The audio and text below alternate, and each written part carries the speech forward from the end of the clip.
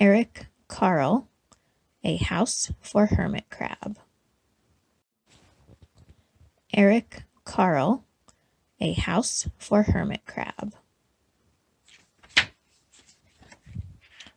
"Time to move," said Hermit Crab one day in January. "I've grown too big for this little shell." He had felt safe and snug in his shell, but now it was too snug. Hermit Crab stepped out of the shell and onto the floor of the ocean. But it was frightening out in the open sea without a shell to hide in. "What if a big fish comes along and attacks me?" he thought. "I must find a new house soon." Early in February, Hermit Crab found just the house he was looking for. It was a big shell and strong. He moved right in, wiggling and waggling about inside it just to see how it felt. It felt just right. But it looked so, well, plain, thought Hermit Crab. In March, Hermit Crab met some sea anemones. They swayed gently back and forth in the water. "How beautiful you are," said Hermit Crab. "Would one of you be willing to come and live on my house? It is so plain, it needs you." "I'll come," whispered a small sea anemone. Gently, Hermit Crab picked it up with his claw and put it on his shell.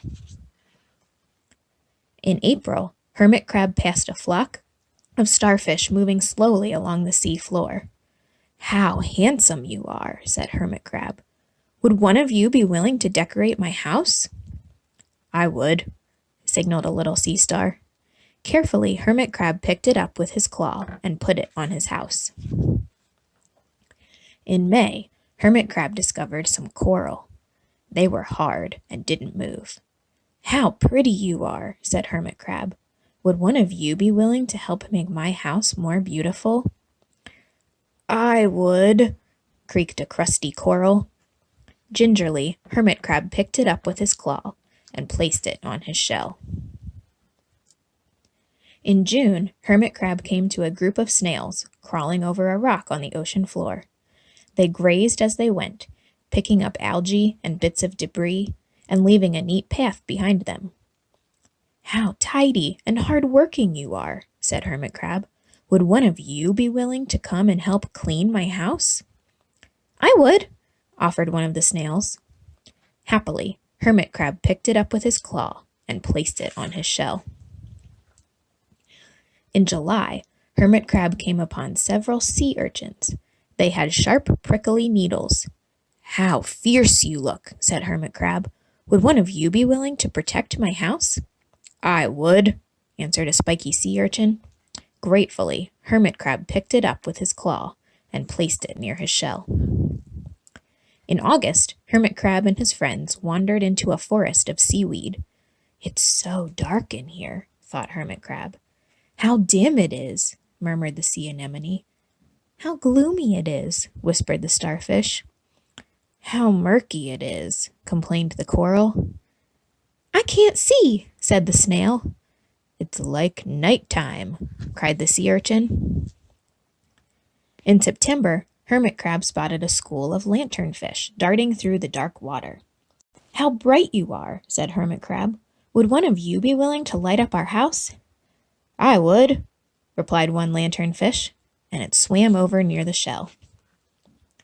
In October, Hermit Crab approached a pile of small, smooth pebbles. "How sturdy you are," said Hermit Crab. "Would you mind if I rearranged you?" "Not at all," answered the pebbles. Hermit Crab picked them up one by one with his claw and built a wall around his shell. "Now my house is perfect," cheered Hermit Crab. But in November, Hermit Crab felt that his shell seemed a bit too small. Little by little over the year, Hermit Crab had grown. Soon he would have to find another, bigger home. But he had come to love his friends, the sea anemone, the starfish, the coral, the sea urchin, the snail, the lanternfish, and even the smooth pebbles. "They have been so good to me," thought Hermit Crab. "They are like a family. How can I ever leave them?" In December, a smaller hermit crab passed by. "I have outgrown my shell," she said. "Would you know of a place for me?" I have outgrown my house, too, answered Hermit Crab. I must move on. You are welcome to live here, but you must promise to be a good friend, to be good to my friends. I promise, said the little crab. The following January, Hermit Crab stepped out and the little crab moved in. Couldn't stay in that little shell forever, said Hermit Crab as he waved goodbye. The ocean floor looked wider than he had remembered, but Hermit Crab wasn't afraid. Soon he spied the perfect house, a big, empty shell. It looked, well, a little plain, but sponges, he thought, barnacles, clownfish, sand dollars, electric eels. Oh, there are so many possibilities. I can't wait